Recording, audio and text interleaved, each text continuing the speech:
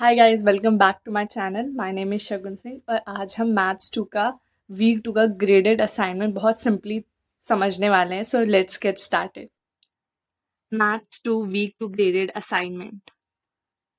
तो आज का हमारा एजेंडा है solution and explanation of maths 2 week 2 graded assignment. तो पहले क्वेश्चन से शुरू करते हैं, बहुत सिंपल है।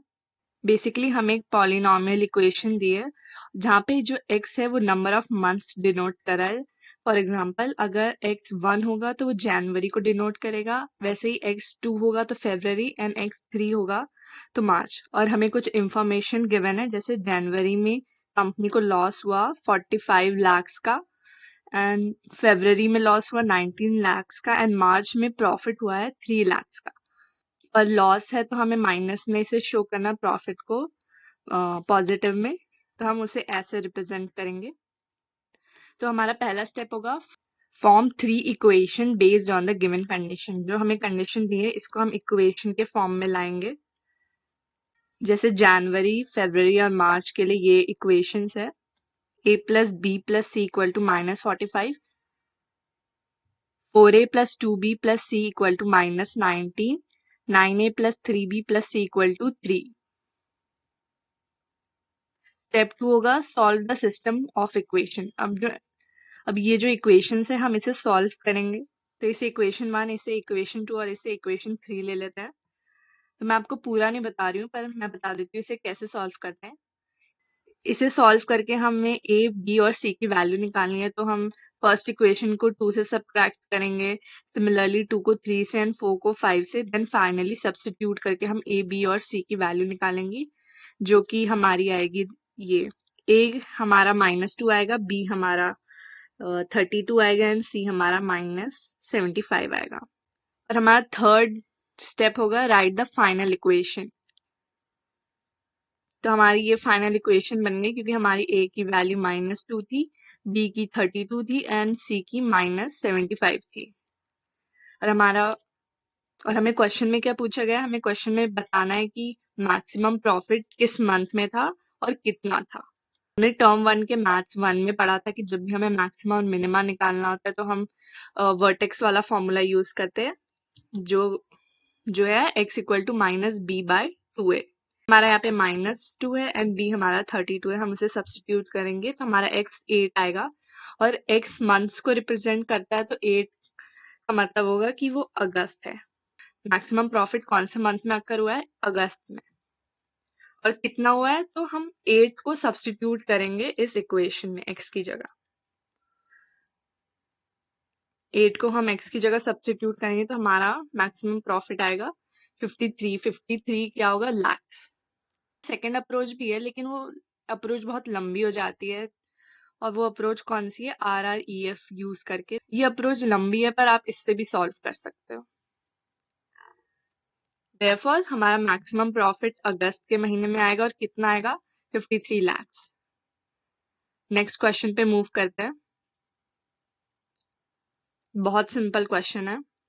तो पहला ऑप्शन है, तो ये स्टेटमेंट बिल्कुल सही है। मैं आपको एक सिंपल से एग्जांपल से समझाती हूँ।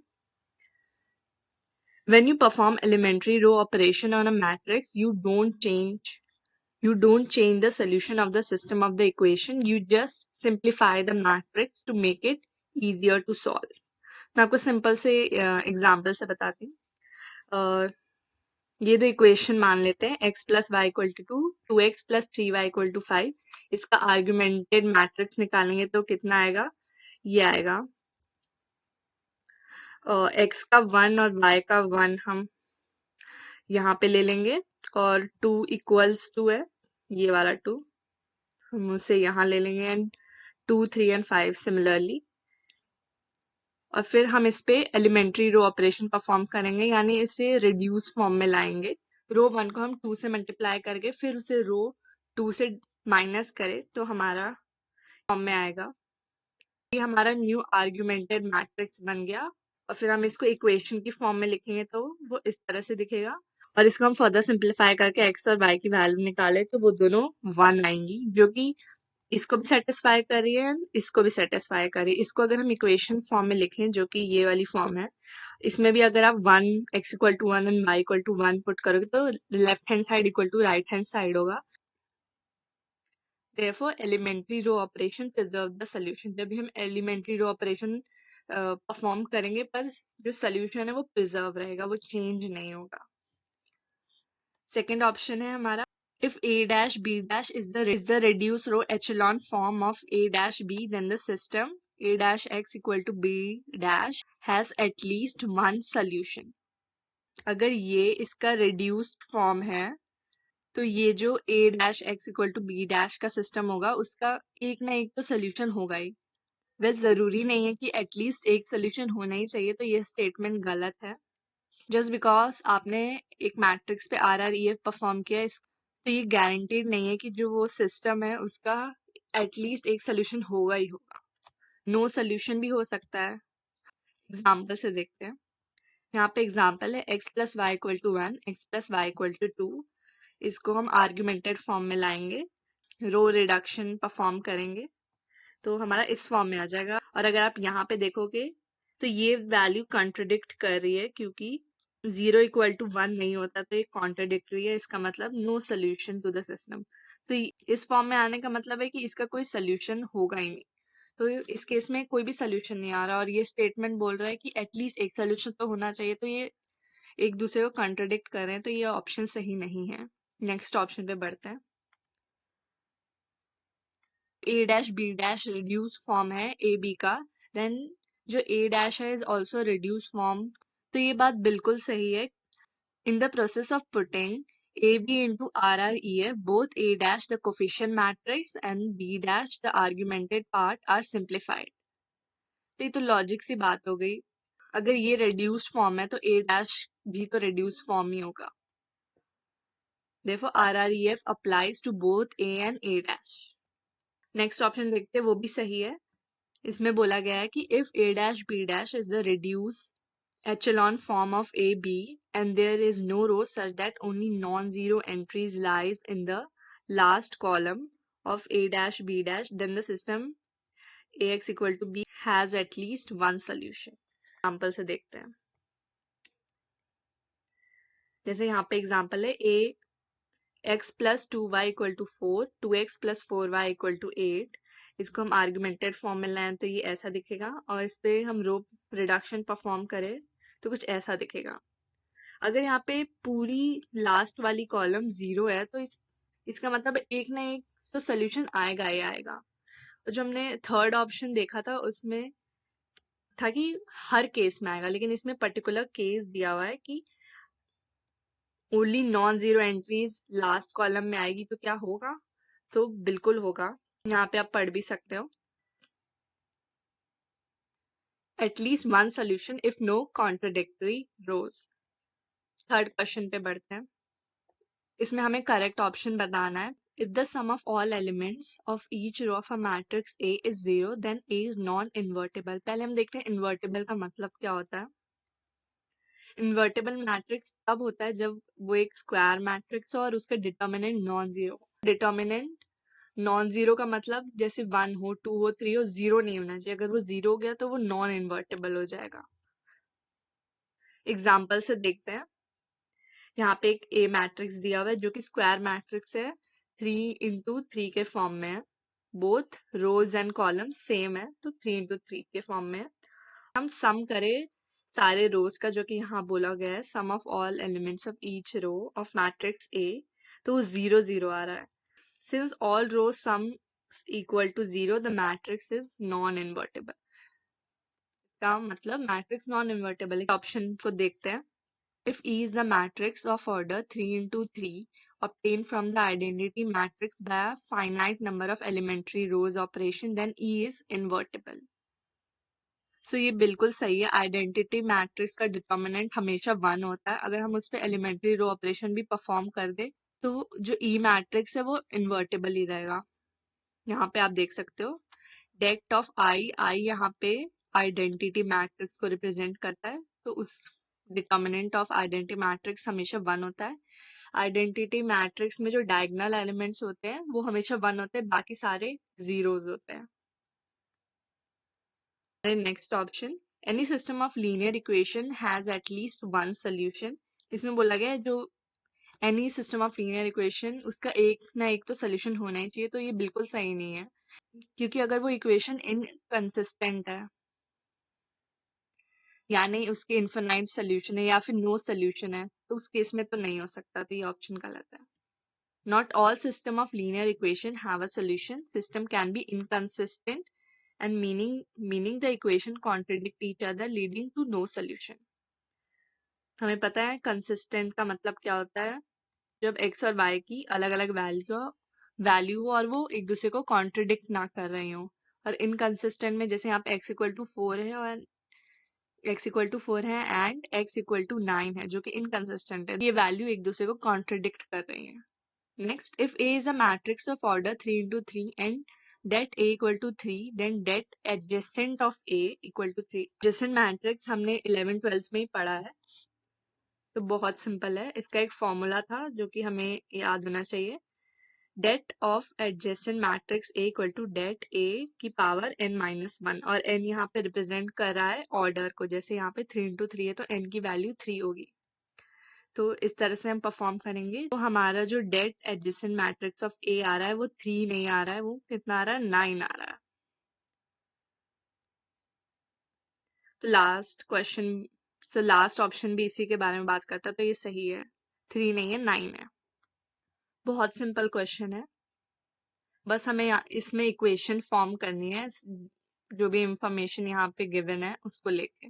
तो पहले रम्या का केस देखते हैं। रम्या की इक्वेशन बनेगी x1 equal to 2x2 plus x3।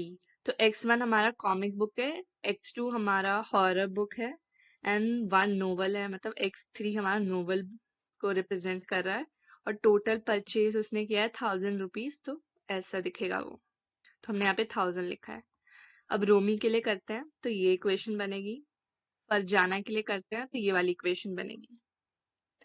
तो बस हमें इन इक्वेशन को लेके मैट्रिक्स फॉर्म करना है। तो फर्स्ट ऑप्शन बिल्कुल सही से रिप्रेजेंट कर रहा है इसको, अगर हम मैच करें तो सब सही है, एंड इवन सेकंड ऑप्शन भी इसको सही से रिप्रेजेंट कर रहा है। अगर आप सही से देखोगे तो बस इनको हॉरिजॉन्टली कर दिया गया है, जैसे यहाँ पे वर्टिकल है तो इसको बस हॉरिजॉन्टली कर दिया गया है, तो ये वाली इक्वेशन भी सही है, ये गलत है। हमारा fourth option, if Valjanas tries to find x1, x2 and x3 using appropriate matrix representation by taking c equal to 2 and d equal to 4000, then the price of each comic book that she thus arrives at will not be unique। तो बहुत simple है, जब भी हमें find करना हो कि कोई मैट्रिक्स यूनिक या कोई इक्वेशन यूनिक है या नहीं यूनिक है, तो हम उसका डिटर्मिनेंट निकालते हैं। अगर डिटर्मिनेंट 0 आ जाता है तो इसका मतलब है वो जो इक्वेशन है वो यूनिक नहीं है, और अगर डिटर्मिनेंट कोई भी नॉन जीरो वैल्यू आती है तो उसका मतलब वो यूनिक है। यहाँ पे भी लिखा हुआ है, यूनिक वैल्यू तब आती है जब डिटर्मिनेंट नॉन जीरो होता है, नॉन यूनिक वैल्यू तब आती है जब हमारा डिटर्मिनेंट 0 होता है। अगर हम c इक्वल टू 2 लेकर डिटर्मिनेंट ऑफ a निकालें, जो हमारी वैल्यू है वो नॉन जीरो वैल्यू आ रही है, मतलब वो यूनिक है, पर इस क्वेश्चन में बोला गया है कि नॉट यूनिक, तो ये सही नहीं है। नेक्स्ट ऑप्शन, अगर हम c को 7 और d को 4000 ले, then the price of each book can not be determined from this data. तो बिल्कुल सही है, अगर हम फिर से डिटर्मिनेंट फॉर्म करते हैं इसका, तो यहाँ पे वैल्यू 0 आ रही है, और 0 का मतलब नॉन यूनिक है, नॉन यूनिक है मतलब इन्फिनाइटली मैनी होगा या फिर नो सोल्यूशन होगा, तो इस केस में जो प्राइस है बुक का वो डिटरमाइन नहीं हो सकता है, तो ये सही ऑप्शन है। Then shopkeeper has made a mistake. हाँ 7, अगर सी को हम 7 ले रहे हैं तो हमारा डिटर्मिनेंट 0 आ रहा है, तो शॉपकीपर ने कोई ना कोई मिस्टेक की होगी, तभी तो प्राइस है जो डिटरमाइन नहीं है बुक का। तो हमारा लास्ट ऑप्शन है, अगर हम सी इक्वल टू 2 ले और d equal to 3000, then the price of each comic book can be determined. हाँ अगर हम 2 लेते हैं तो हमारा जो प्राइस है वो डिटरमाइंड होता है, इसमें देखा था हमने। Now next, how many solution does the following system have. ये जो सिस्टम है हमें बताना है कि इसमें कितने सोल्यूशन है। अगर 1 सोल्यूशन है तो हमें 1 एंटर करना है आंसर में, 0 एंटर करना है अगर नो सोल्यूशन है, एंड -1 एंटर करना है अगर इन्फिनाइटली मेनी सोल्यूशंस है। तो देखते हैं। तो ये हमने पिछले क्वेश्चन में भी देखा था, अगर डिटर्मिनेंट नॉन जीरो है तो यूनिक सोल्यूशन होगा, और अगर डिटर्मिनेंट जीरो है तो कंसिस्टेंसी चेक करनी पड़ेगी कि वो नो सोल्यूशन है या इन्फिनाइटली मेनी सोल्यूशन है, और इसको चेक करने के लिए हम गॉसियन मेथड का यूज करेंगे। तो देखते हैं आगे। तो हम डिटर्मिनेंट निकालेंगे पहले ए का, जो कि हमारा जीरो आ रहा है। जीरो आ रहा है इसका मतलब यूनिक सोल्यूशन तो नहीं है। तो अब हमें कंसिस्टेंसी चेक करनी पड़ेगी कि नो सोल्यूशन है या फिर इन्फिनाइटली मेनी सोल्यूशंस है। तो उसको चेक करने के लिए हम गॉसियन एलिमिनेशन का यूज करेंगे या फिर रो रिडक्शन का यूज करेंगे, सेम ही है। हम ए बी के फॉर्म में लिख लेंगे। ये सारी ऑपरेशन परफॉर्म करेंगे कि रो 2 को हम माइनस करेंगे रो 1 से, एंड रो 3 को हम माइनस करेंगे 2 इंटू रो 1 से। तो हमारा कुछ ऐसा दिखेगा। हम लीडिंग वैल्यू 1 कर देंगे, और याद रखना 1 के नीचे हमेशा 0 आना चाहिए, ऊपर भी 0 आना चाहिए। तो ये हमारा सिंप्लीफाइड फॉर्म बन जाएगा। तो इसमें हम देख सकते हैं कि ये जो दोनों रोज हैं वो सिमिलर है। तो सिमिलर है इसका मतलब इन्फिनाइटली मेनी सोल्यूशन है। Therefore, -1 is the correct answer. Now, next question. Let the reduced row echelon form of matrix A be this, and the second, third, and fourth column of A be this and this.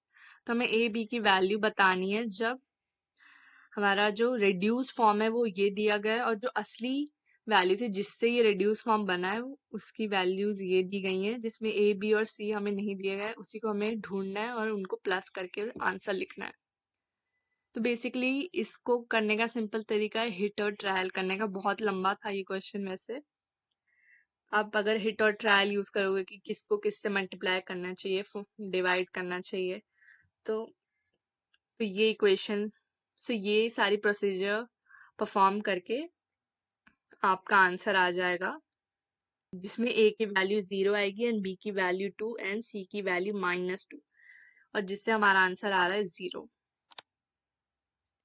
Next question पे बढ़ते हैं। 7th question बहुत ही simple question है। PR मान लेते हैं, price of brand R, PS price of brand S, and PT be the price of brand T। तो shop एक कितने ब्रांड सेल करती है? R का एक फोन, ब्रांड S का 3K phones, and brand T का 3K प्लस 4 फोन्स। और इसकी टोटल अर्निंग हम कैसे लिख सकते हैं इस फॉर्म में? EA का मतलब है टोटल अर्निंग्स ऑफ A, आ रहा है 61, यहाँ पे दिया हुआ है 61 रुपीज। शॉप बी के लिए भी सिमिलर करेंगे। ब्रांड आर का है 1 फोन, ब्रांड एस का है K plus 4 phone, and brand T का है 4K प्लस 2 फोन, और इसकी टोटल अर्निंग्स है ये। सिमिलरली ब्रांड सी का भी। नाउ हम PS की वैल्यू हमें दी हुई है क्वेश्चन में 5 है, उसे हम सिंपली पुट करेंगे इक्वेशंस में, सिंप्लीफाइंग द इक्वेशन। फिर सिंप्लीफाई करके इक्वेशन हमें PT की वैल्यू ढूंढनी है, यानी हमें प्राइस ऑफ ब्रांड टी का ढूंढना है कि टोटल कितना है। तो ये हमारी फाइनल इक्वेशन बन जाएगी जब हम PS इक्वल टू 5 सब्स्टिट्यूट कर देंगे और हम इक्वेशन सॉल्व करेंगे। Make sure to convert the equation of PT from which we have to find by subtracting and substituting. तो आप इन सब इक्वेशन को PT के फॉर्म में ले आना, फिर एक इक्वेशन को दूसरी इक्वेशन से सब्सट्रैक्ट करके एंड सब्स्टिट्यूट करके लास्ट में आपका आंसर आ जाएगा।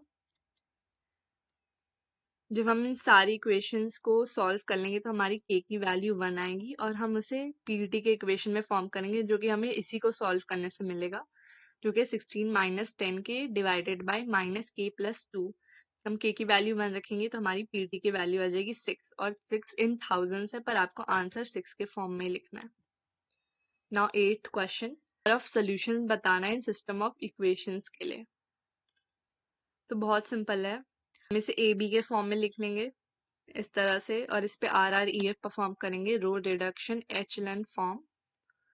Leading entry in the first row और 1 होना चाहिए लीडिंग एंट्री, फिर जो उसके नीचे 1 के नीचे 0 0 आना चाहिए, तो eliminate the first entry in the second and the third row, और फिर हमें इसके डायगनल में ये वाली एंट्री भी 1 चाहिए, फिर उसके ऊपर नीचे को भी हम 0 लाएंगे।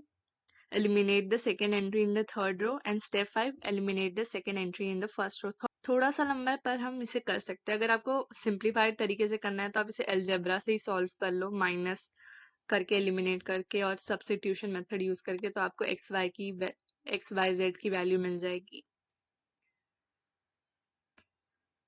तो इस इक्वेशन में इनकंसिस्टेंसी है, इसका मतलब कोई भी सोल्यूशन नहीं होगा, क्योंकि यहाँ पे देखो 0 = 88 तो नहीं आ सकता ना, इसका मतलब इनकंसिस्टेंट है ये इक्वेशंस, एंड इसका कोई सोल्यूशन नहीं है, तो नंबर ऑफ सोल्यूशंस होंगे 0। Now next question, is the reduce row echelon form of matrix this, and determinant निकालना है हमें, बहुत सिंपल है। अगर एक भी रो डिटर्मिनेंट में एक भी रो मैट्रिक्स में अगर 0 आ गई तो इसका मतलब जो डिटर्मिनेंट की वैल्यू है वो 0 होती है, तो हमारा आंसर होगा 0। और नेक्स्ट क्वेश्चन बहुत सिंपल है ये क्वेश्चन। बेसिकली हमें एक्स वाई और जेड की वैल्यू निकालनी है। पहले हम ये जो भी इक्वेशंस दिए हैं इनको सॉल्व करेंगे और एक्स और वाई और जेड की वैल्यूज निकालेंगे, जो कि हमारी आएगी एक्स की वैल्यू -4, वाई की 6 एंड जेड की 17। सिंपली हम इन्हें ऐड करेंगे तो हमारी वैल्यू आएगी 19। नाउ 11th क्वेश्चन, यहाँ पे डिटर्मिनेंट ए, यहाँ पे ए मैट्रिक्स दिया हुआ है, और जो हमारा एम डिनोट करता है reduce row echelon form of A T, मतलब A transpose into A. The number of non zero rows of M, जो नॉन जीरोज रोज है एम की उसे फाइंड करना है। तो बहुत सिंपल है, पहले हम ए ट्रांसपोज निकालेंगे, जो कि हमारा आएगा ये। बस अगर ये लेटा हुआ है तो उसको सीधे कर देना है, ट्रांसपोज हमने 11th-12th में पढ़ा है, बहुत सिंपल है। सेकेंड स्टेप है, हमें इसकी वैल्यू निकालनी है, तो हमें ए ट्रांसपोज से हमारा ये और हमारा एक मैट्रिक्स है ये, इन दोनों मैट्रिक्स को हम मल्टीप्लाई करेंगे और हमारी बिगर मैट्रिक्स आएगी। बहुत सिंपल है, इसे हम कैसे करेंगे, 1 × 1 = 1, 1 × 7 = 7, 1 × 9 = 9, and 1 × 2 = 2। Similarly, 7 × 1 = 7, 7 × 7 = 49। ऐसे मल्टीप्लाई करके हम ये वाली मैट्रिक्स बना लेंगे। फिर हमें इस रो को रेड्यूस फॉर्म में लाना है, तो बहुत सिंपल है, अगर हम फर्स्ट रो को 7 से मल्टीप्लाई करके रो 2 से सब्सट्रैक्ट कर दे तो हमारी सेकेंड रो पूरी 0 आ जाएगी, और सिमिलरली हमारी रो 3 एंड रो 4 भी पूरी 0 आ जाएगी। तो और हमें क्वेश्चन में पूछा था नंबर ऑफ नॉन जीरो रोज कितनी है, तो एक ही रो बची जो कि नॉन जीरो है। Therefore, the number of non-zero rows of M is 1. Now, next question. fx function दिया हुआ है यहाँ पे, और ये फॉलोइंग पॉइंट्स कर्व पे लाई करते हैं, तो हमें a - b + c - d की वैल्यू निकालनी है। तो बहुत सिंपल है, अगर हम पहले 1, 1 को लें तो जो पहली x की वैल्यू है, क्योंकि यहाँ पे fx बोला है ना, तो 1, यहाँ पे x = y मानते हैं हम, तो x की वैल्यू यहाँ 1 है तो हम 1 पुट करेंगे और एक इक्वेशन निकालेंगे। सिमिलरली 2, 7 के लिए हम x की वैल्यू 2 पुट करेंगे और फिर एक इक्वेशन निकालेंगे। सिमिलरली -1 पुट करेंगे और फिर हमारी एक इक्वेशन आएगी, एंड 3 पुट करेंगे तो हमारी एक दूसरी इक्वेशन आएगी। अब इन सारी इक्वेशंस को लेके हमें सॉल्व करना है, इन सारी इक्वेशंस को लेके हमें सॉल्व करना है और हमें a, b और c की वैल्यू निकालनी है, जो कि हमारी a की वैल्यू 1 आएगी, b की -1, c की 2 एंड d की -1, और फिर हम इस इक्वेशन में पुट करेंगे तो फिर जो हमारा आंसर है वो है 5। नाउ नेक्स्ट क्वेश्चन, बहुत सिंपल है ये क्वेश्चन भी। बेसिकली आपको सिर्फ इक्वेशंस बनानी है, जैसे यहाँ पे हम मैच करके देखते हैं। ये जो एरो सेम जा रही है यहाँ पे, जैसे 2x1 + 3x2 = 1000, तो ये हमारा सही है। सिमिलरली हम इसका देखें तो यहाँ से दूर जा रहा है ये 2x3 plus 3x2 equal to 900, ये भी सही है। सिमिलरली ये भी सही है, तो ये फर्स्ट ऑप्शन हमारा करेक्ट है। सेकेंड ऑप्शन मैच नहीं कर रहा, आप मैच करके देख लो। सिमिलरली थर्ड ऑप्शन भी सही नहीं है, और बस हमने फर्स्ट ऑप्शन का मैट्रिक्स फॉर्म निकालेंगे तो फोर्थ ऑप्शन आएगा जो कि करेक्ट है। Now our 14th question, how many vehicles are expected to pass through South Street per hour on an average? तो हमारी ये इक्वेशंस थी जो हमें मिली थी, इन सारी इक्वेशंस को हम सॉल्व करेंगे और हमें x इक्वल टू 200 मिलेगा, x3 इक्वल टू -250, और फिर हम इसे सब्स्टिट्यूट करेंगे तो हमें c की वैल्यू निकल जाएगी जो कि है 300। Now our final question, match the following। तो हमारी सिस्टम ऑफ इक्वेशंस है ये। अगर हम थर्ड इक्वेशन में से प्लस x4 इक्वल टू 300, और अगर हम इसको इस तरह से लिख दें 2x3 equal to 300 minus x4, हमें क्या मिलेगा कि जो x4 की वैल्यू है वो लेस देन या इक्वल टू 300 है। क्यों? क्योंकि अगर हम यहाँ x की जगह 300 लिखेंगे तो 0 आएगी वैल्यू जो कि मिनिमम है। अगर हम 0 रखते हैं तो हमारी मैक्सिमम वैल्यू आ जाती है जो कि 300 x3 के लिए। तो हमारी x4 का जो रेंज है वो ये होगा, और हमारा फोर्थ ऑप्शन इसको बिल्कुल मैच कर रहा है। देखो डी से कनेक्टिंग वेस्ट, ये वेस्ट और साउथ के लिए है x4।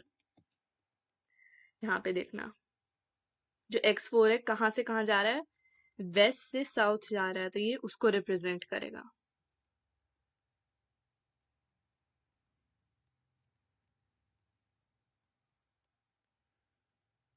तो हमारा करेक्ट ऑप्शन है 4।